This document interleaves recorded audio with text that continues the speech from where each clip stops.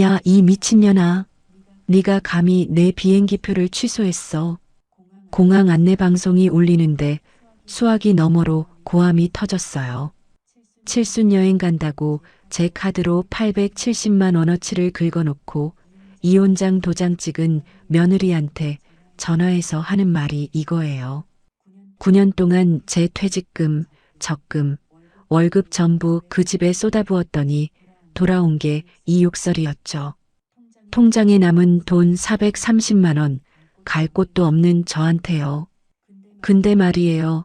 저도 그냥 당하고만 있을 사람은 아니었거든요. 결혼 첫날부터 써온 가계부, 외도 증거, 카드 부정 사용 내역까지 전부 제 손에 있었으니까요. 그 이야기 지금 들려드릴게요. 그해 겨울, 저는 드디어 이혼장에 도장을 찍었습니다. 법원 앞 계단에 서서 협의이혼 확인서가 든 봉투를 양손으로 쥐고 있었죠. 바람이 차가웠지만 손끝이 떨리는 건 추위 때문이 아니었습니다. 25에 결혼해서 만 9년 그 긴 시간이 이 종이 한 장으로 끝났습니다. 옆에 선 정훈이 코트 주머니에 손을 찔러 넣은 채 저를 내려다봤습니다. 야, 진짜 이러는 거야? 정훈이 혀를 차며 고개를 저었습니다. 마치 제가 별것 아닌 일에 생떼를 부리는 것처럼요. 저는 그 표정을 올려다보면서 생각했습니다. 아, 이 사람은 끝까지 모르는구나. 자기가 뭘 했는지, 왜 이렇게 됐는지. 3개월 전이었습니다. 정훈이 새벽에 술을 마시고 들어와 양복을 소파에 던져놓고 잠들었죠. 저는 다음날 아침 양복을 정리하다가 안주머니에서 작은 사진 한 장을 꺼냈습니다. 산부인과 초음파 사진이었어요. 사진 아래에 이름이 2줄 적혀 있었습니다. 환자명 류아은, 보호자 오정훈. 저는 그 사진을 들고 부엌 의자에 한참을 앉아 있었습니다. 손이 떨리지도 눈물이 나지도 않았어요. 다만 머릿속이 아주 맑아지는 느낌이었죠. 그날 밤 잠든 정훈의 휴대폰 잠금을 풀었습니다. 류아은이라는 여자와 2년 넘게 주고받은 메시지, 사진, 매달 보낸 돈 내역까지 전부 확인했습니다. 저는 하나하나 제 메일로 보내두었습니다. 손가락 하나 떨리지 않았어요. 이혼을 꺼냈을 때 가장 먼저 달려온 건 정훈이 아니라 시어머니 김말자였습니다. 현관문을 벌컥 열고 들어오시더니 거실 한가운데 서서 저를 위아래로 훑쳤죠. 네가 뭘 잘못했으니까 우리 정훈이가 밖으로 눈을 돌렸겠지. 말자 어머니가 턱을 치켜들며 말했습니다. 정훈은 어머니 뒤에서 고개를 숙인 채 한마디도 하지 않았어요. 저는 식탁 앞에 앉아 두 사람을 바라봤습니다. 대꾸할 힘도 의지도 없었죠. 이혼 조정이 시작된 뒤에도 말자 어머니의 전화는 하루도 빠지지 않았습니다. 재산분할 같은 소리 꺼내지도 마. 빈손으로 왔으면 빈손으로 나가. 말자 어머니가 수화기 너머로 침을 튀기며 말할 때마다 저는 전화기를 귀에서 떼고 가만히 화면만 바라봤습니다. 결혼 생활 9년 동안 정훈 월급으로는 생활비가 턱없이 모자랐어요. 제 퇴직금, 적금, 보너스까지 전부 이 집 살림에 들어갔습니다. 그런데 빈손으로 나가라니요. 이혼이 최종 확정되던 날 말자 어머니는 법원에 오지 않았습니다. 나중에 알았죠. 그날 말자 어머니는 백화점에서 칠순 해외여행에 입고 갈 옷을 고르고 있었습니다. 그 옷값도 제 카드로 결제됐더군요. 정훈이 제 카드 정보를 어머니에게 넘긴 겁니다. 집으로 돌아온 저는 바로 휴대폰을 꺼내 카드 앱을 열었습니다. 제 이름으로 된 카드 3장의 사용 내역을 하나하나 확인했죠. 항공권 왕복 1매, 호텔 5박, 현지 관광 패키지, 공항 리무진, 총 870만 원. 결제일은 전부 이혼 조정이 시작된 이후였습니다. 저는 바로 카드사에 전화를 걸었습니다. 3장 전부 사용 정지해 주세요. 그리고 제가 직접 결제하지 않은 건들, 항공권하고 호텔 예약권 전부 부정사용으로 신고합니다. 상담원이 차분한 목소리로 안내했습니다. 부정사용 조사에 최소 2주 정도 걸리시고요. 카드 정지는 지금 바로 처리됩니다. 저는 그 통화를 녹음해 두었습니다. 전화를 끊자마자 정훈에게서 연락이 왔습니다. 엄마 여행권은 건드리지 마. 그거 엄마 칠순 선물이잖아. 정훈이 낮은 목소리로 말했습니다. 당신 돈으로 해드리면 되잖아. 제가 답하자 수화기 너머로 몇 초간 아무 소리도 들리지 않았습니다. 그리고 뚝 전화가 끊겼어요. 저는 그 침묵의 뜻을 정확히 알고 있었습니다. 정훈에게 그만한 돈이 없다는 뜻이죠. 저는 빈 거실 바닥에 앉아 제 통장 잔고를 확인했습니다. 430만 원. 만 9년의 결혼 생활을 정리하고 남은 돈이 그게 전부였어요. 이 돈으로는 전세 보증금도 안 됩니다. 하지만 저는 핸드폰 메모장을 열었습니다. 정훈 외도 증거 목록, 시댁카드 부정사용 내역. 파일을 하나씩 훑으며 심호흡을 했습니다. 괜찮아, 서진아. 이제 시작이야. 카드가 정지된 걸 모른 채 닷새가 흘렀습니다. 출국 당일 아침, 저는 원룸을 알아보려고 부동산 앱을 뒤지고 있었어요. 그때 모르는 번호로 전화가 걸려왔습니다. 혹시나 부동산에서 온 전화일까 싶어 받았죠. 수화기 너머로 공항 안내 방송 소리가 먼저 들렸습니다. 그리고 곧바로 귀를 찢을 듯한 고함이 터져 나왔습니다. 야, 이 미친년아.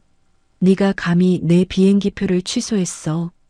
저는 수화기를 귀에서 살짝 떼고 3초를 세었습니다. 하나, 둘, 셋.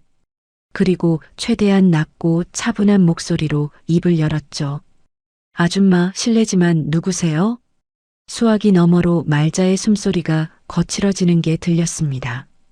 아줌마가 누구야 이년아. 네 시어머니잖아. 말자가 목을 쥐어짜듯 소리를 질렀습니다. 뒤로 공항 안내 방송이 울리고 사람들 웅성거리는 소리가 섞여 들어왔어요. 저는 이혼한 사람이에요. 시어머니라는 분은 제 인생에 없는데요. 저는 창밖을 바라보며 담담하게 말했습니다. 번호 잘못 거신 것 같으니 끊을게요. 야, 한서진, 네가 감히. 저는 통화 종료 버튼을 눌렀습니다. 그리고 바로 그 번호를 차단 목록에 넣었어요. 잠시 뒤 또 모르는 번호로 전화가 왔습니다. 공항 안내데스크 번호였죠. 그것도 차단했습니다. 마지막으로 정훈의 번호까지 차단 목록에 올린 뒤 저는 핸드폰을 식탁 위에 내려놓았습니다. 손이 조금 떨렸어요. 하지만 입꼬리는 올라가 있었습니다. 그 시각 공항에서는 말자가 항공사 카운터 앞에서 직원의 목덜미를 잡을 기세로 따지고 있었을 겁니다. 나중에 들은 이야기로는 직원이 이렇게 안내했다고 합니다. 손님 결제가 취소된 게 아니라 카드 자체가 정지되어서 결제가 무효 처리된 겁니다. 내 며느리 카드인데 내가 쓴 게 뭐가 문제야. 말자가 카운터를 손바닥으로 내려치며 말했지만 직원은 고개를 숙인 채 같은 말을 반복했다고 합니다. 카드 명의자 본인이 정지를 요청하신 거니라 저희 쪽에서 해드릴 수 있는 부분이 없습니다. 말자는 그 자리에서 정훈에게 전화를 걸었겠죠. 정훈은 제게 수십 통을 시도했지만 전부 차단되어 있었을 테고요. 결국 정훈은 제 친정 어머니에게 전화를 걸었습니다. 어머니, 서진이 좀 바꿔주십시오. 정훈이 결혼 초에 저장해둔 친정 어머니 번호로 연락한 겁니다. 그런데 어머니는 바로 그날 아침 제게서 이혼 소식을 들은 직후였어요. 사실 저는 그 전화를 하기까지 5분을 망설였습니다. 수화기를 들고 내려놓고 다시 들고 어머니가 9년 전 결혼을 반대했을 때 제가 했던 말이 떠올랐거든요. 엄마가 내 인생에 뭘 알아. 그 한마디에 어머니와의 사이가 멀어졌었죠. 결국 저는 전화를 걸었습니다. 엄마, 서진아. 어머니의 목소리가 조심스러웠습니다. 엄마, 나 이혼했어. 긴 침묵이 흘렀습니다. 저는 입술을 깨물고 어머니의 대답을 기다렸어요. 그래, 고생했다. 어머니가 그 한마디를 했을 때 저는 9년치 눈물이 한꺼번에 터졌습니다. 아무 말도 할 수가 없었어요. 수화기를 붙잡은 채 한참을 울기만 했죠. 어머니도 아무 말 없이 그냥 들어주셨습니다. 그래서 정훈이 어머니에게 전화를 걸었을 때 어머니의 목소리는 단단했습니다. 서진이는 이제 자네 아내가 아니에요. 다시는 이 번호로 전화하지 말아요. 어머니가 그렇게 말하고 전화를 끊었다는 걸 저는 나중에야 들었습니다. 그 이야기를 듣고 저는 또 한참을 울었어요. 9년 동안 혼자 버텨온 줄 알았는데 어머니는 그쪽에서 내내 기다리고 계셨던 겁니다. 다음 날 공항에서 빈손으로 돌아온 말자는 정훈의 아파트로 찾아갔습니다. 정훈아, 내 통장에서 870만 원 당장 꺼내. 다시 예약해. 말자가 소파에 앉으며 당연하다는 듯 말했습니다. 정훈은 거실에 서서 어머니를 바라봤습니다. 통장 잔고 47만 원. 그 사실을 차마 입 밖에 꺼낼 수 없었겠죠. 엄마, 서진이한테 한 번만 더 연락해 볼게. 정훈이 고개를 숙이며 말했습니다. 말자가 눈을 가늘게 뜨고 아들을 올려다봤습니다. 그년이 전화를 받아야 연락을 하지. 대체 돈이 어디로 다 샌 거야, 이 자식아. 정훈은 대답하지 못하고 부엌으로 몸을 돌렸습니다. 말자의 눈이 아들의 뒷모습을 쫓았어요. 입술을 일자로 굳힌 채 뭔가를 곱씹는 표정이었습니다. 그리고 저는 그 모든 소동을 모른 채 부동산을 돌아다니고 있었습니다. 혼자 살 원룸 하나를 구하기 위해서요. 바로 그때 길모퉁이 부동산 앞에서 낯익은 얼굴을 마주쳤습니다. 서진아?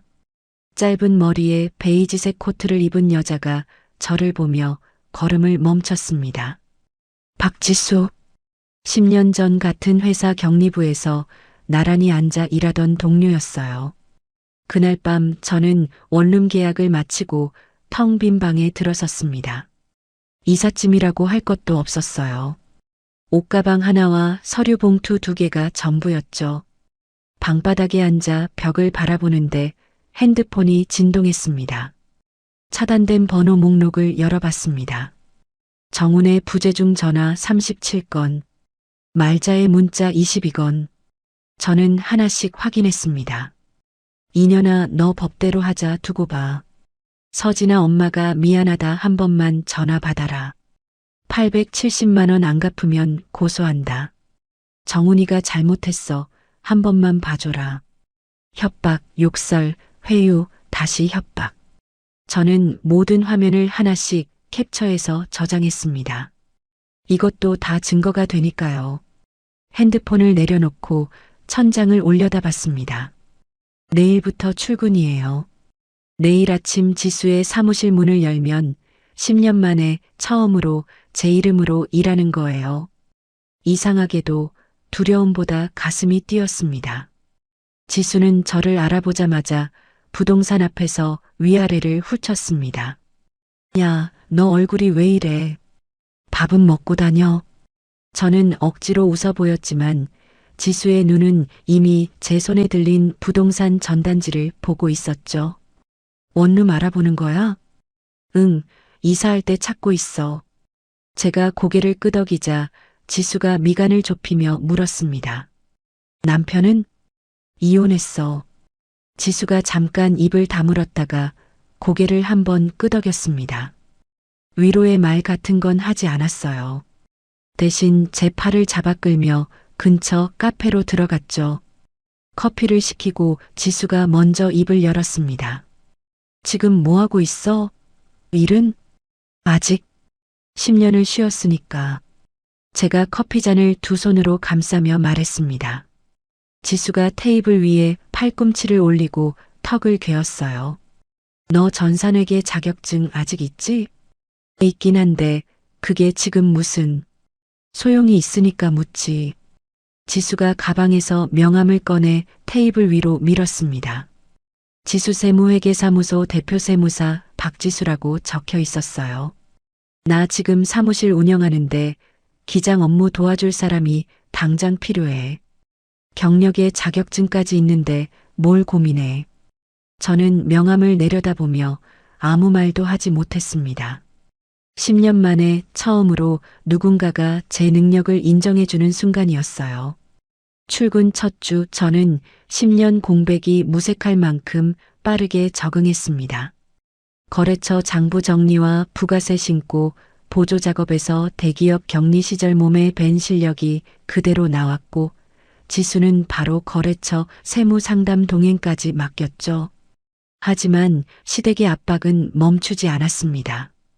말자 어머니는 차단을 피해 공중전화, 정훈 직장 동료 번호, 동네 미용실 전화까지 동원해서 연락을 시도했어요. 칠순 여행 비용 870만 원 안 갚으면 법적으로 간다. 저는 그 문자를 보고 오히려 웃었습니다. 제 카드를 동의 없이 가져다 쓴 쪽이 법을 들먹이다니요. 지수가 소개해준 최도영 변호사를 찾아갔습니다. 최도영 변호사가 제가 정리해둔 서류 파일을 넘기다가 손을 멈췄습니다. 이거 다 직접 정리하신 거예요? 네. 결혼 초부터 가계부를 썼어요. 오히려 카드건으로 역고소가 가능합니다. 이 정도 자료면 사건 정리가 수월하겠어요. 최도영 변호사가 특히 주목한 건 제가 시댁에 드린 돈의 총액이었습니다. 시어머니 생활비 매달 150만 원, 시댁 경조사비. 다음 날 점심, 저는 사무실 앞 카페에 앉아 있었습니다. 맞은편에 류하은이 있었죠. 제가 상상했던 모습과 달랐습니다. 화려하거나 당당하지 않았어요. 다크서클이 짙었고 손톱을 물어뜯은 자국이 손가락마다 남아 있었습니다. 하은이 커피잔을 두 손으로 감싼 채 먼저 입을 열었습니다. 언니, 저 정훈 오빠한테 속았어요. 저는 언니라는 호칭에 입안이 씁쓸해졌지만 표정을 바꾸지 않았습니다. 그냥 커피를 한 모금 마시고 하은의 얼굴을 바라봤죠. 어떻게 속았는데? 하은이 고개를 숙이며 말했습니다. 처음부터 아내하고 별거 중이라고 했어요. 곧 이혼한다고. 임원 승진 앞두고 있어서 조금만 기다리면 같이 살 수 있다고요. 하은의 목소리가 점점 작아졌습니다. 근데 과장이었어요. 승진은커녕 회사에서 밀려나는 사람이었어요. 오피스텔 월세도 3개월째 밀렸고요. 저는 테이블 위에 팔짱을 끼고 가만히 들었습니다. 정훈이라는 사람은 어디서든 똑같은 방식으로 거짓말을 하는구나. 저한테는 월급이 적다고, 어머니한테는 효자인 척, 이 여자한테는 능력 있는 남자인 척. 가면이 3개였던 거예요. 근데 왜 나를 찾아온 거야? 제가 묻자 하은이 테이블 아래에서 손을 꼭 쥐었습니다. 한참을 망설이다가 입술을 깨물며 말했죠. 저 임신했어요. 8주요. 저는 커피잔을 내려놓았습니다. 3개월 전 정훈의 양복 주머니에서 나온 초음파 사진이 떠올랐어요. 그때는 분노가 치밀었는데 지금은 이상하게 아무것도 느껴지지 않았습니다. 정훈이한테 말했어? 했죠. 처음에는 책임지겠다고 했어요. 하은이 코를 훌쩍이며 말했습니다. 근데 이혼하고 나니까 갑자기 태도가 바뀌었어요. 지금은 시기가 안 좋으니까 정리하자고. 정리하자는 게 무슨 뜻인지 언니도 알잖아요. 저는 알았습니다. 정훈이 조용히 해결하자고 할 때가 어떤 뜻인지 9년을 살아봤으니까요. 하은이 눈물을 닦으며 저를 올려다봤습니다. 언니가 왜 나를 만나주는 거예요? 나를 미워해야 정상 아니에요? 저는 잠시 창밖을 바라봤습니다. 지나가는 사람들이 코트깃을 세우고 걸어가고 있었어요. 미워해야 정상이라고요. 맞아요. 3개월 전이었으면 이 여자 얼굴에 커피를 끼얹었을 수도 있습니다. 하지만 지금은 달랐어요. 정훈에 대한 미움이 사라지니까 이 여자에 대한 감정도 함께 빠져나간 겁니다. 남은 건 냉정한 계산뿐이었죠. 도와주려고 만난 거 아니야. 제가 하은의 눈을 보며 말했습니다. 같은 사람한테 당한 사람끼리 각자 받을 거 받자는 거야. 하은이 눈을 크게 뜨며 저를 바라봤습니다. 정훈이가 했던 약속, 주고받은 문자, 녹음한 거 있으면 전부 정리해둬. 돈 보낸 내역도 다. 제가 냅킨에 최도영 변호사의 연락처를 적어 밀어주며 말했습니다. 여기 변호사한테 상담 받아봐. 내 상황에서 뭘 할 수 있는지 알려줄 거야. 하은이 냅킨을 두 손으로 받아들며 고개를 숙였습니다. 고마워요, 언니. 고마워할 거 없어. 나도 내 싸움하는 거니까. 카페를 나서며 저는 생각했습니다. 한때 분노의 대상이었던 여자에게 변호사를 소개해주고 있다니. 기묘한 상황이었지만 정훈이라는 공통된 상대 앞에서 감정은 이미 정리되어 있었어요. 그 시각 말자 어머니는 정훈의 아파트에서 혼자 아들의 서랍을 뒤지고 있었습니다. 나중에 알게 된 이야기예요. 지난번에 발견한 오피스텔 계약서가 마음에 걸려 아들의 카드 명세서를 뒤졌죠. 여성 쇼핑몰 결제, 산부인과 수납, 커플링 구매 내역. 하나하나 확인하며 말자 어머니의 얼굴이 돌처럼 굳어갔습니다.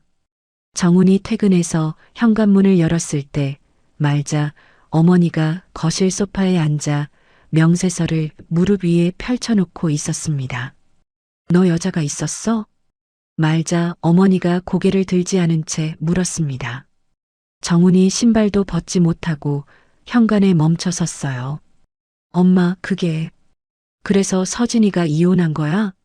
말자 어머니가 명세서를 집어들며 천천히 일어섰습니다. 정훈 쪽으로 한 걸음 다가오며 목소리를 높였죠. 내가 며느리한테 욕을 해가며 네 편을 들어줬더니 네가 바람을 피운 거야? 정훈이 뒷걸음질을 쳤습니다. 엄마, 들어봐. 이 여자가 재산 분할에 끼어들면 우리 재산은 어쩌려고. 말자 어머니가 명세서를 정훈의 가슴팍에 밀어붙이며 소리쳤습니다. 며느리에 대한 미안함이 아니었어요. 아들의 도덕성에 분노한 것도 아니었죠. 자기 재산이 줄어들까봐 겁이 난 겁니다. 말자 어머니는 끝까지 말자 어머니였습니다. 정훈은 어머니의 추궁을 피해 하은에게 갔지만 하은은 이미 저와 만난 뒤 태도가 완전히 달라져 있었습니다. 오빠 월급이 진짜 얼마야? 임원 승진이라는 거 다 거짓말이었지. 하은이 팔짱을 끼고 정훈을 노려보며 말했습니다. 정훈은 어머니에게 한 거짓말과 하은에게 한 거짓말이 동시에 무너지면서 어느 쪽으로도 도망칠 수 없는 골목에 몰렸죠. 그 주 금요일 저는 최도영 변호사 사무실에서 진행 상황을 보고받았습니다. 정훈 씨 측에 내용 증명 발송했습니다. 최도영 변호사가 서류를 넘기며 말했습니다. 카드 무단 사용 총액, 가계부 기준으로 정리하면 870만 원이 아니라 4,200만 원입니다. 저는 그 숫자를 바라봤습니다. 4,200만 원. 제가 모르는 사이에 정훈이 제 카드로 긁어간 돈의 총액이었어요. 내용 증명을 받아든 정훈이 사무실 유선 전화로 제 직장에 연락해 왔습니다. 저는 전화를 받지 않았어요. 지수가 수화기를 들더니 이렇게 말했죠. 한서진 씨는 개인적인 전화 안 받습니다. 용건 있으시면 변호사를 통해 연락하세요. 지수가 탁 수화기를 내려놓으며 저를 돌아봤습니다. 그 새끼 목소리 되게 쪼그라들어 있더라. 저는 웃지 않고 고개만 끄덕였습니다. 결혼 생활 내내 문제가 터질 때마다 정훈이 쓰던 말이 있었거든요. 야, 이러지 말고 우리 조용히 해결하자. 그 말의 뜻은 항상 같았습니다. 덮자는 거예요. 하지만 이번에는 덮이지 않을 겁니다. 그날 저녁 원룸으로 돌아와 컵라면에 물을 붓고 있을 때 어머니에게서 전화가 왔습니다. 서진아, 엄마가 원룸 보증금이라도 보태줄까? 어머니가 조심스럽게 말했습니다. 아니야, 엄마. 나 이번 달부터 월급 나와. 괜찮아. 진짜 괜찮아? 응, 진짜야. 전화를 끊고 컵라면을 먹으려는데 핸드폰에 알림이 떴습니다. 송금 100만 원. 메모란에 이렇게 적혀 있었어요. 우리 딸 밥 좀 사 먹어. 저는 컵라면 위로 눈물이 떨어지는 걸 느끼며 한참을 그 자리에 앉아 있었습니다. 괜찮다고 했잖아, 엄마. 근데 왜 이렇게 마음이 무너지는 건지. 한참을 울고 나서 눈물을 닦았습니다. 핸드폰 차단 목록을 열어봤어요. 정훈의 부재중 전화가 또 쌓여 있었습니다. 말자 어머니의 문자도요. 협박, 욕설, 회유, 다시 협박. 저는 모든 화면을 하나씩 캡처해서 증거 폴더에 저장했습니다. 그리고 내일을 위해 알람을 맞추고 누웠죠. 내일도 출근해야 하니까요. 내일도 할 일이 있으니까요. 그게 지금의 저를 지탱하는 전부였습니다. 다음 주 월요일 시댁에서는 예상치 못한 내전이 벌어지고 있었습니다. 나중에 정훈 측 변호사를 통해 전해 들은 이야기예요. 말자 어머니는 아들의 외도를 확인한 뒤 분노의 방향을 바꿨습니다. 하지만 그 분노의 본질은 도덕적인 게 아니었죠. 네가 바람을 피워서 이혼 사유를 만든 거면 재산 분할이랑 위자료에서 우리 쪽이 불리해진다. 말자 어머니가 식탁을 손바닥으로 내리치며 정훈에게 말했습니다. 그 여자 당장 정리해. 그리고 서진이한테 합의보자고 연락해. 재판까지 가면 내 바람 피운 거 다 드러나. 정훈이 고개를 숙인 채 고개를 끄덕였습니다. 알겠어, 엄마. 내가 해결할게. 정훈은 하은에게 이별을 통보하러 갔습니다. 하지만 하은은 이미 제 조언대로 준비가 되어 있었죠. 핸드폰 녹음 버튼을 누른 채 정훈을 맞았습니다. 나 임신했는데 정리하자고? 그게 말이야? 하은이 테이블 위에 손을 짚으며 말했습니다. 정훈이 두 손을 내저으며 목소리를 낮췄어요.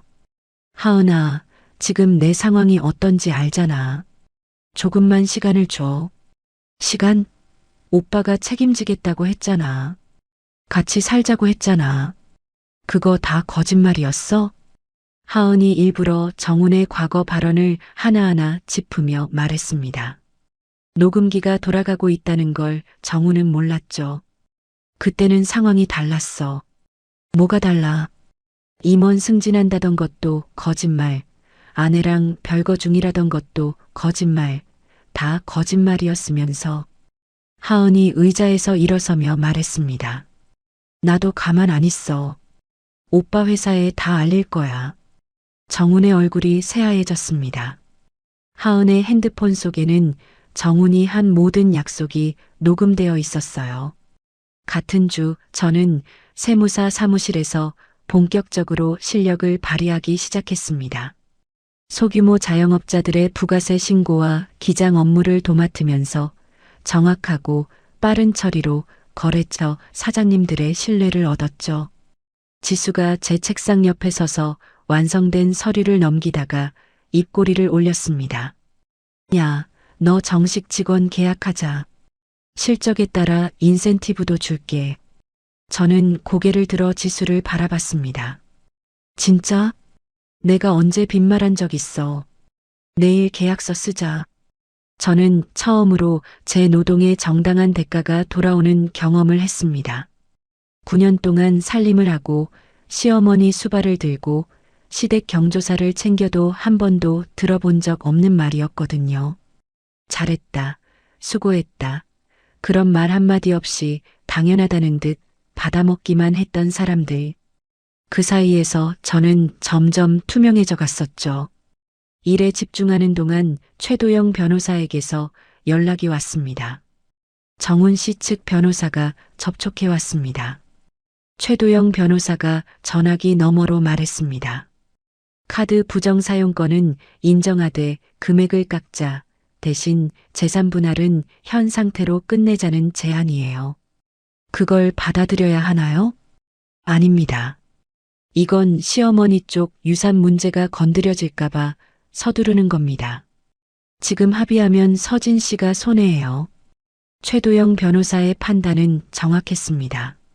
말자 어머니가 서둘러 합의를 원한다는 이유가 있었거든요. 명숙이 새로운 변호사를 선임해서 과거 유산 문제에 대한 법적 대응을 본격적으로 준비하고 있다는 정보가 말자 어머니 귀에 들어간 거예요.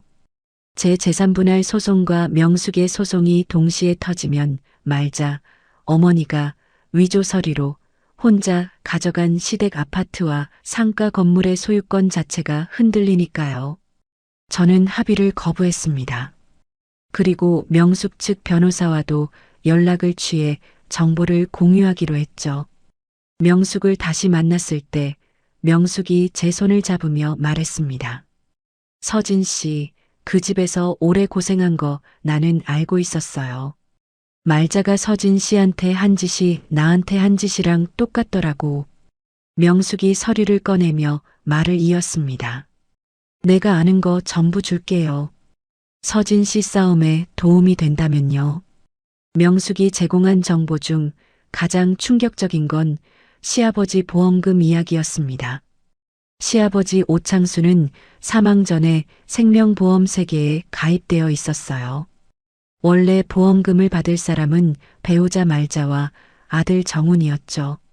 그런데 시아버지가 병원에서 의식을 잃은 상태일 때 보험금 받을 사람이 말자 어머니 혼자로 바뀌었습니다. 오빠가 눈도 못 뜨는 상태에서 서류가 처리된 거예요. 명숙이 주먹을 쥐며 말했습니다. 보험금이 총 5억이에요. 그걸 말자가 혼자 다 가져갔어요. 저는 그 이야기를 들으며 제가 알고 있던 시댁의 모습이 표면에 불과했다는 걸 깨달았습니다. 9년을 살면서도 몰랐던 거예요. 아니, 모르게 만든 거죠. 최도영 변호사에게 이 내용을 전달하자 변호사가 말했습니다. 보험건은 보험사에 사실 확인을 요청하겠습니다. 서류에 찍힌 도장이 진짜인지 변경 당시 오창수 씨의 상태가 어땠는지 확인되면 큰 무기가 됩니다. 저는 고개를 끄덕였습니다. 단순한 카드 문제가 아니라 시댁 전체의 재산 비밀을 건드리는 싸움이 되어가고 있었어요. 그 와중에 하은이 다시 연락을 해왔습니다. 언니, 정훈 오빠가 나한테 헤어지자고 하면서 아이도 지우라고 했어. 그 대화 녹음했어. 잘했어. 그 파일 절대 지우지 마. 변호사 상담 받았어? 아직이요. 빨리 가봐. 최도영 변호사 연락처 줬잖아. 네, 언니. 내일 가볼게요. 전화를 끊고 핸드폰을 내려놓았습니다. 한때 분노의 대상이었던 여자에게 이런 조언을 하고 있는 상황이 기묘했지만 이미 감정은 정리된 상태였어요. 정훈이라는 같은 사람 앞에서 저와 하은은 적이 아니라 각자의 싸움을 하는 사람들이었죠. 하은이 최도영 변호사를 찾아갔고 최도영 변호사는 하은의 사건을 별도로 맡았습니다.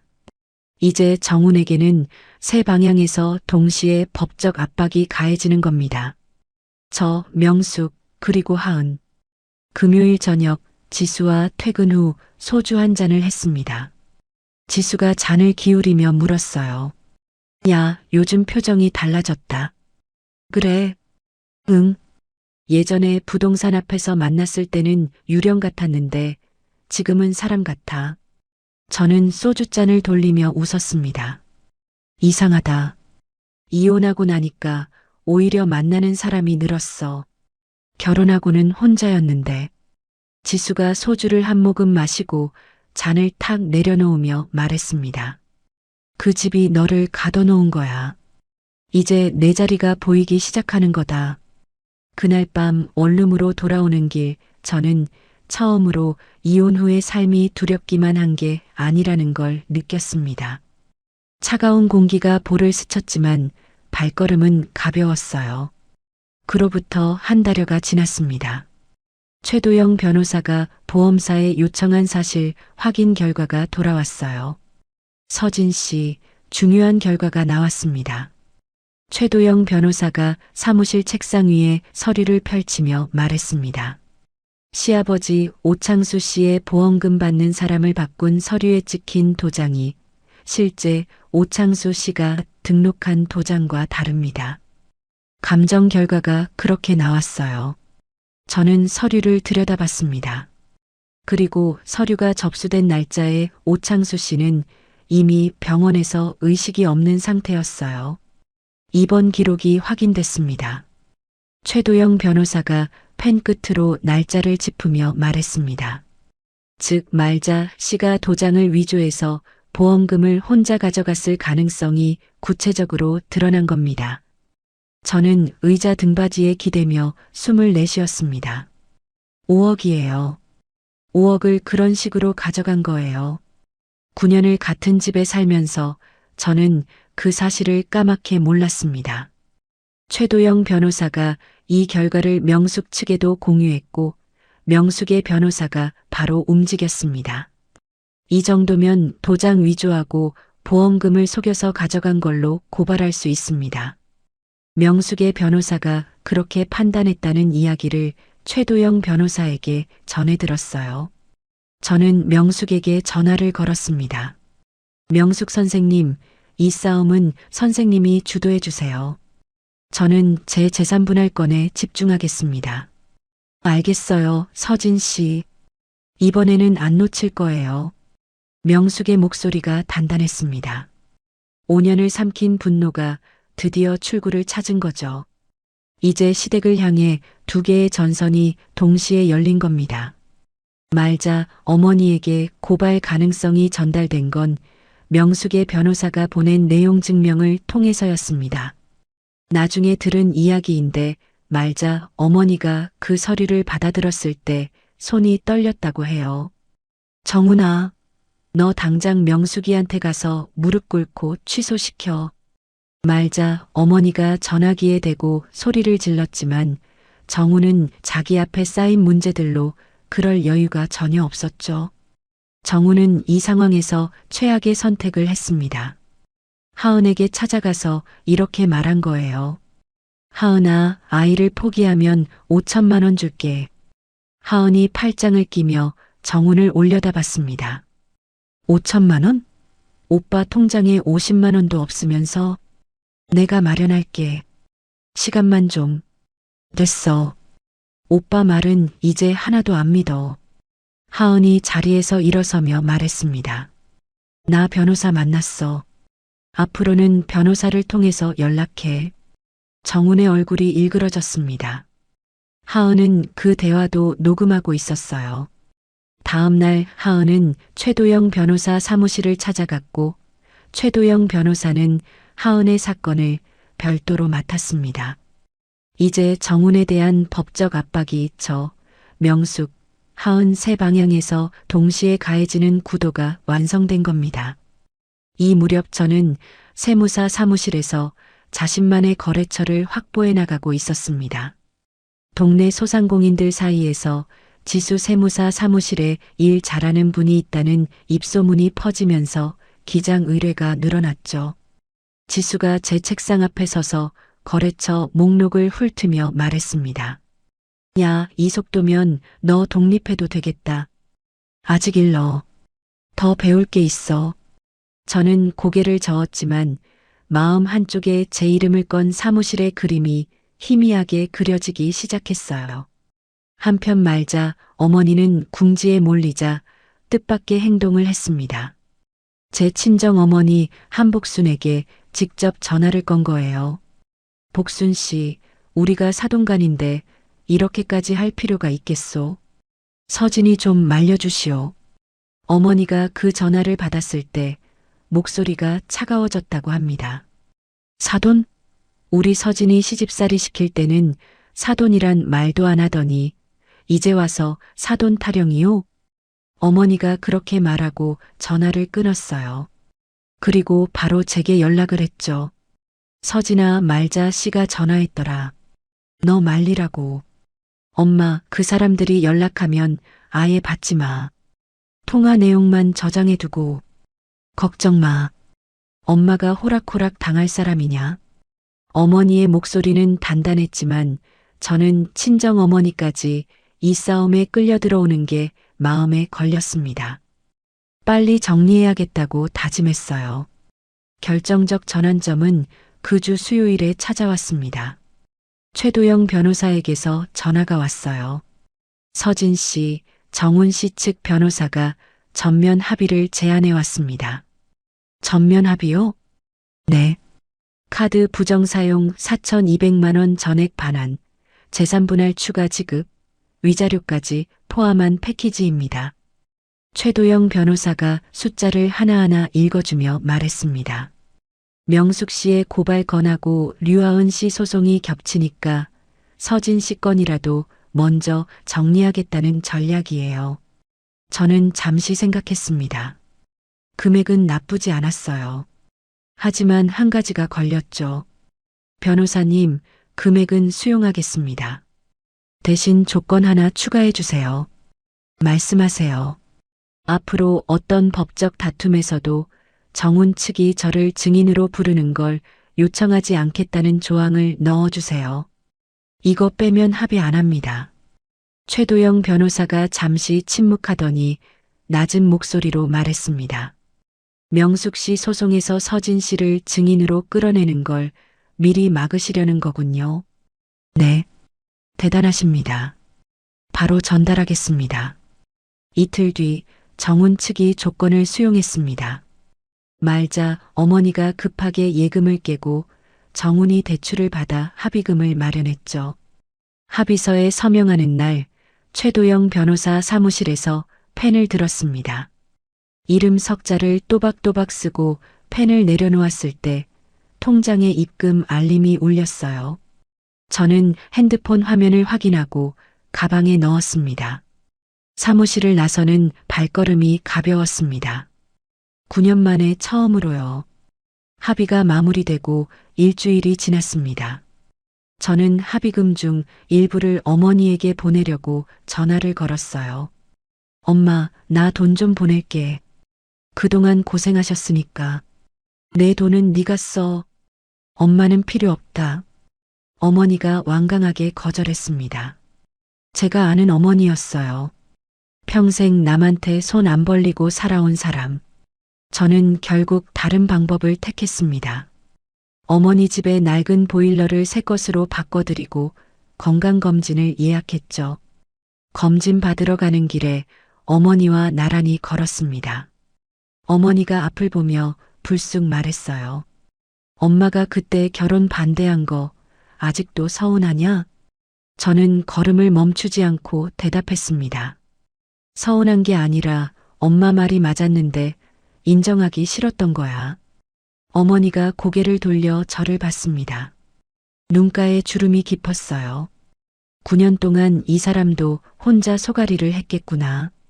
저는 어머니의 팔을 잡고 다시 걸었습니다. 이제 됐다. 지나간 거 가지고 뭘. 어머니가 제 손등을 톡톡 치며 말했습니다. 9년 묵은 매듭이 그렇게 풀렸어요. 거창한 말은 필요 없었습니다.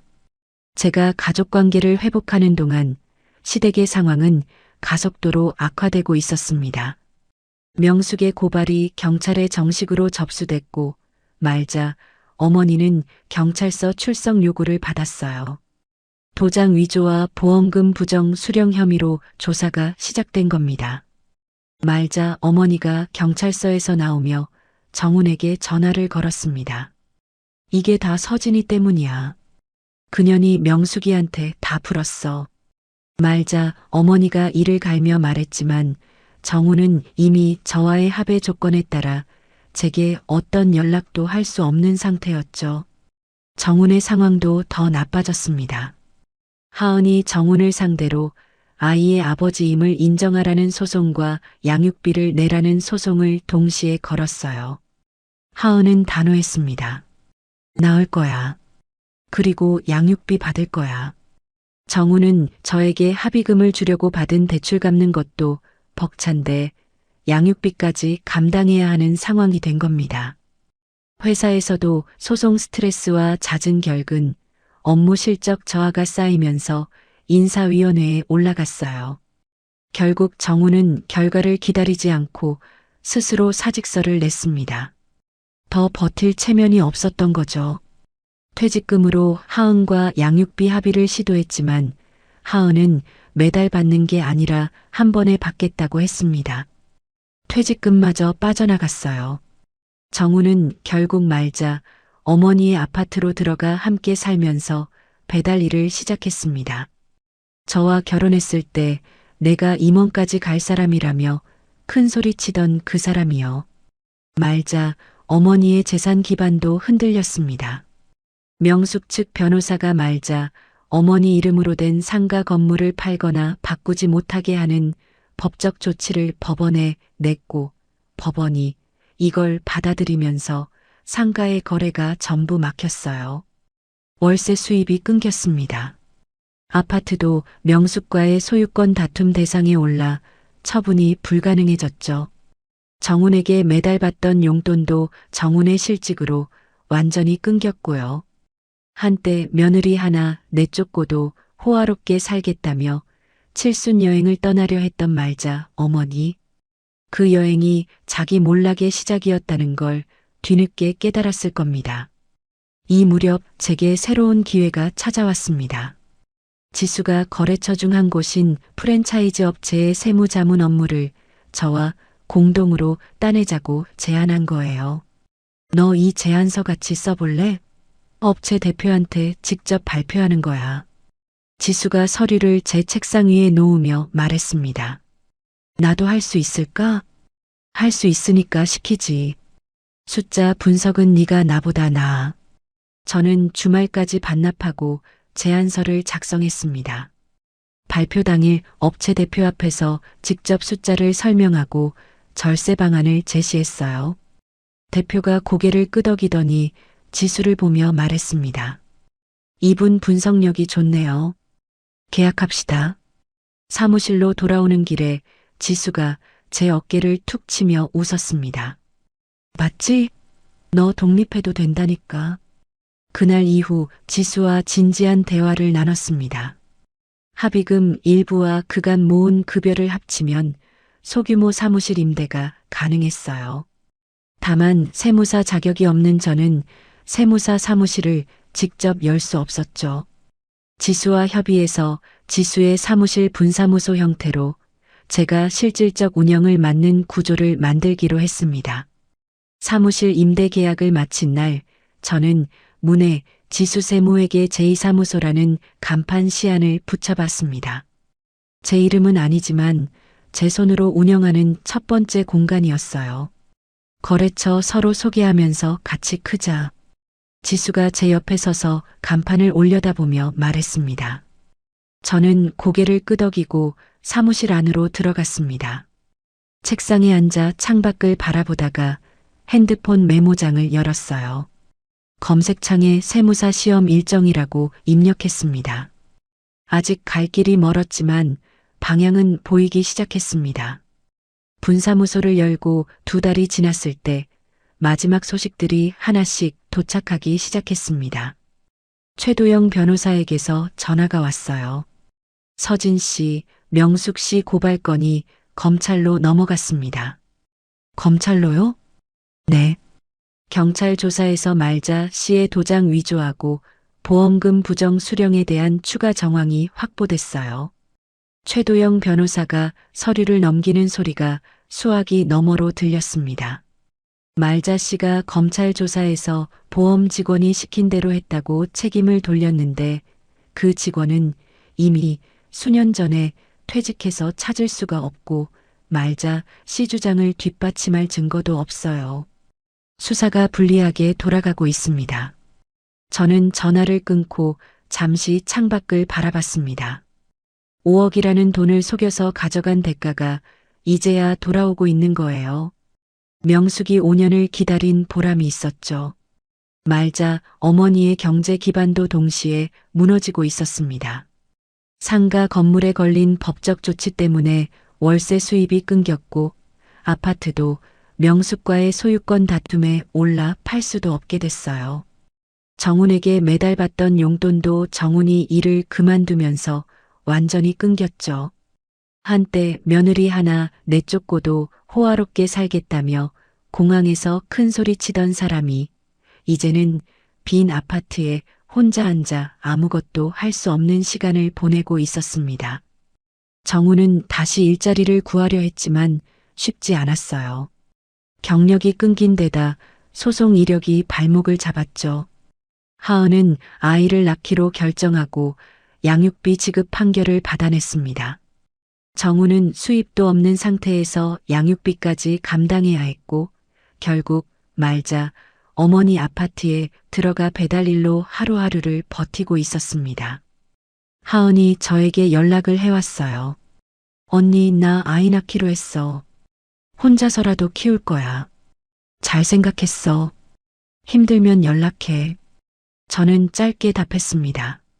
한때 남편의 외도 상대였던 사람과 이런 대화를 하고 있는 게 기묘했지만 정훈이라는 같은 사람에게 소가 시간을 허비한 사이에서 오는 묘한 이해가 있었어요. 미움은 이미 오래전에 빠져나갔죠.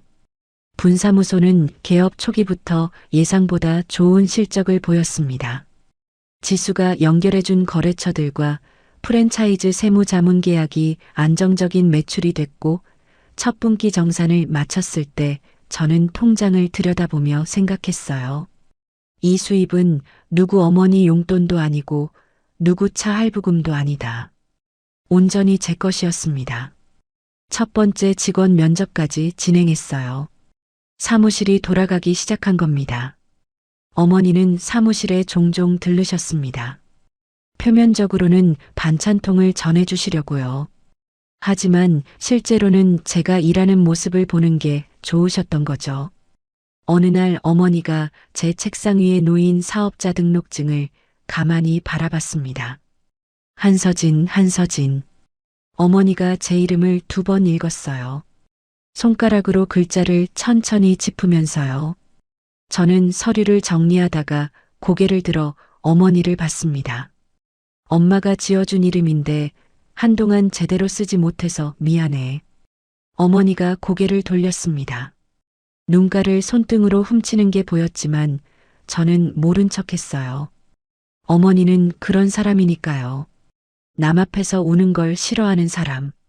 반찬 냉장고에 넣어둔다. 이번 주 안에 먹어.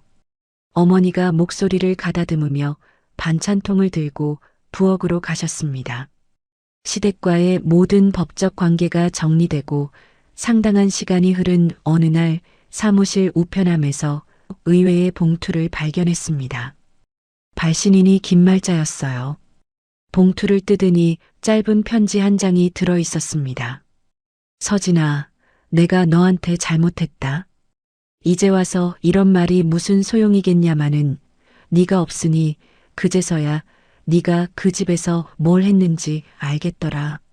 저는 그 편지를 들고 한참을 서 있었습니다. 손이 떨리지도 눈물이 나지도 않았어요. 그냥 멍하게 글자를 바라봤을 뿐입니다. 편지를 서랍에 넣고 닫았습니다. 답장은 하지 않기로 했어요. 저녁에 어머니에게 이 이야기를 했습니다. 엄마 말자 어머니한테 편지가 왔어. 잘못했다고. 어머니가 설거지를 하다가 손을 멈췄습니다. 용서하라는 말 안 할게. 그건 네가 결정할 일이니까. 다만 그 사람 때문에 내 마음이 더 상하지는 않았으면 좋겠다. 안 상해, 엄마. 제가 식탁에 턱을 괴며 말했습니다. 그냥 좀 허무하다. 그 사과가 9년 전에 왔으면 달라졌을까 싶기도 하고 아닌 것 같기도 하고. 어머니가 행주에 손을 닦으며 저를 돌아봤지만 아무 말도 하지 않았어요. 그게 어머니의 방식이었죠. 필요 이상으로 말하지 않는 것. 저는 그게 편했습니다. 이것이 제가 시댁에 대해 마지막으로 품은 감정이었어요. 이후 말자 어머니를 떠올리는 일은 점점 줄어갔습니다. 분사무소 운영이 반년을 넘기면서 저는 세무사 시험 준비를 본격적으로 시작했습니다. 거래처는 20곳 가까이로 늘었고 첫 직원과 함께 사무실을 꾸려가는 하루하루가 빠르게 지나갔죠. 어느 날 퇴근 전 사무실을 정리하다가 핸드폰 깊숙이 남아있던 파일을 발견했습니다. 정운 외도 증거 목록, 시댁카드 부정 사용 내역. 한때 제 유일한 무기였던 파일들이었어요. 잠시 화면을 바라보다가 조용히 삭제했습니다. 더 이상 필요 없는 것들이었으니까요. 그해 가을 사무실 창문으로 오후 햇살이 들어오고 있었습니다. 저는 거래처 장부를 정리하고 있었어요. 책상 위 핸드폰이 울렸습니다. 화면에 엄마라고 떠 있었죠. 응, 엄마. 오늘 저녁에 갈게. 뭐 사갈까? 아무것도 필요 없어. 네 얼굴만 보면 돼. 저는 전화를 끊고 잠시 창밖을 바라봤습니다. 가로수 잎이 노랗게 물들어 바람에 흔들리고 있었어요. 다시 장부로 시선을 돌렸습니다. 오늘도 할 일이 있는 사람의 오후였습니다. 서진 씨의 이야기를 읽으면서 자꾸 한 문장이 머릿속에 맴돌더라고요. 참는 게 미덕이 아니라 참는 게 나를 지우는 거였구나. 9년 동안 가계부를 쓰고 영수증을 모으고 증거를 백업해둔 건 복수를 준비한 게 아니었어요. 자기 자신이 존재했다는 걸 증명하려고 남겨둔 흔적이었던 거죠. 시청자 여러분은 어떠세요? 혹시 누군가를 위해 내 이름을 지우고 살아온 시간이 있으셨나요? 인생이란 게 참 돌아갈 수 없는 시간이 있잖아요. 그래도 서진 씨처럼 다시 자기 이름 석자로 세상에 서는 날이 오더라고요. 늦었다고 생각할 때가 진짜 시작이라는 말 오늘따라 참 맞는 것 같습니다. 오늘 사연이 시원하셨다면 구독과 좋아요 꾹 눌러주시고요. 이야기를 끝까지 들어주신 분이 계시다면 잘 들었다고 댓글 하나만 남겨주세요.